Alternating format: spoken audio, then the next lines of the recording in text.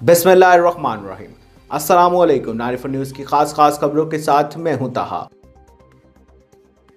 खबर शामिल करते हैं। सराय आलमगीर एक साथ 3 कत्ल। तफसीलात के मुताबिक खुम्बी पुल पर रशीद नामी शख्स अपने भतीजों के साथ कत्ल। नामालूम अफराद फायरिंग कर फरार हो गए। पुलिस हुकाम के मुताबिक वाक़या पुराने दुश्मनी की वजह से पेश आया है। मज़ीद तफसीलात के लिए देखते रहिए नारिफ न्यूज़। अब तक के लिए सिर्फ इतना ही। मजीद खबरों और अपडेट के लिए नारिफ न्यूज़ के साथ रहिएगा। आप हमारी खबरें यूट्यूब और फेसबुक पर भी देख सकते हैं। अपना ख्याल रखिएगा। अल्लाह हाफिज।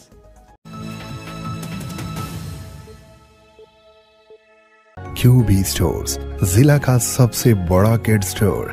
Fashionable range of baby garments, perfect range of ladies dresses with modern trends, complete range in ladies innerwear, cosmetics and shoes for all. QB Stores, King Road, Chowk Mandi, Bahauddin.